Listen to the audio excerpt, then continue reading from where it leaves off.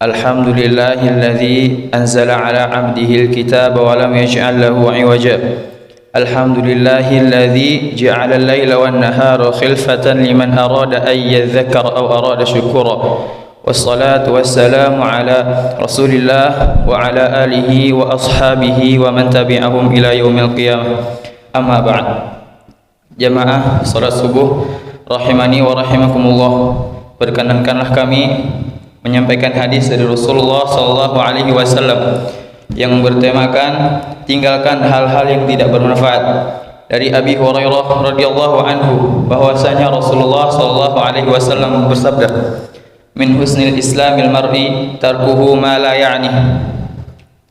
Di antara tanda kebaikan Islam seseorang muslim ialah meninggalkan hal-hal yang tidak ada manfaatnya. Dari hadis ini diriwayatkan oleh Imam Tirmizi nomor 2317 dan Ibnu Majah nomor 3976. Ibnu Rajab Al-Hambali rahimahullah berkata, jika Islam seseorang itu baik, maka sudah barang tentu ia meninggalkan pula perkara yang haram, yang syubhat dan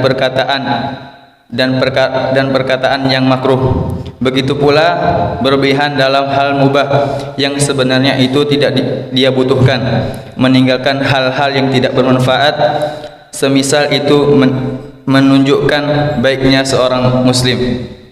Sesuatu yang tidak bermanfaat bagi seorang muslim bisa berbentuk perkataan, perbuatan. Jadi setiap perkataan dan perbuatan yang tidak ada manfaatnya, baik itu untuk kepentingan duniawi seorang muslim atau ukhrawi, seharusnya dia tinggalkan agar keislamannya menjadi baik. Dari sahabat Abu Hurairah radhiyallahu anhu bahwa Rasulullah sallallahu alaihi wasallam bersabda, jika seorang dari kalian memperbaiki keislamannya, maka setiap kebaikan yang dia kerjakan ditulis dengan 10 kebaikan hingga 700 kali lipat, dan setiap kesalahan yang dia lakukan ditulis dengan kesalahan yang sama hingga dia bertemu oleh Allah dengan Allah Azza wa Jalla.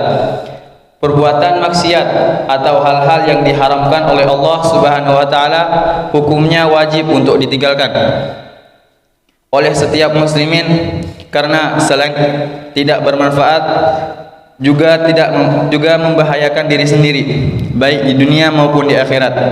Di antara bahaya yang ditimbulkan maksiat di dunia adalah mengerasnya hati dan menghitam hingga cahaya yang ada di dalamnya padam.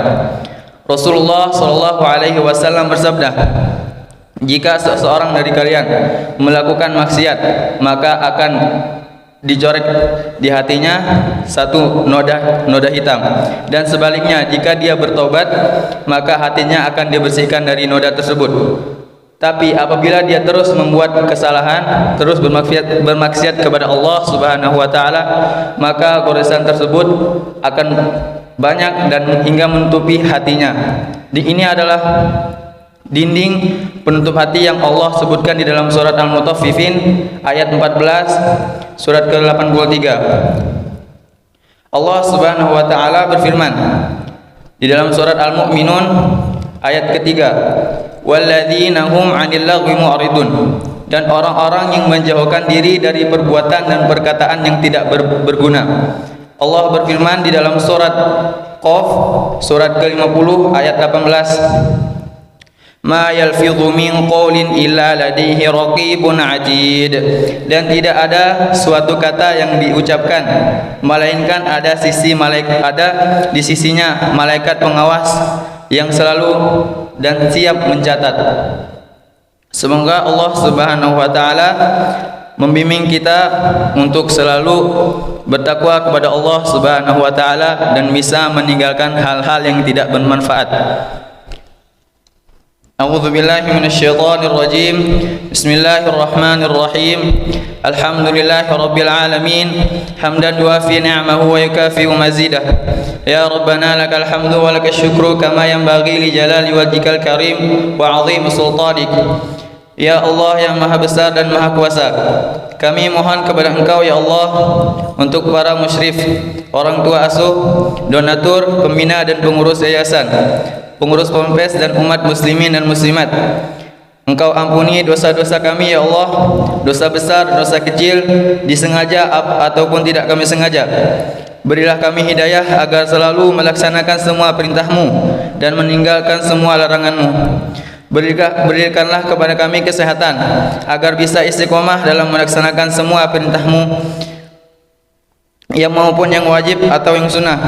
Diberi rezeki yang luas, berkah agar Mu berbagi kepada anak yatim dan duafa dan perjuangan Islam. Dan berilah kami kemampuan untuk bersabar jika menerima musibah dan pandai mensyukuri kenikmatan. Berilah kami keturunan yang qurrata a'yun, keturunan yang soleh dan solehah. Rabbana atina fid dunya hasanah wa fil akhirati hasanah wa qina adzabannar.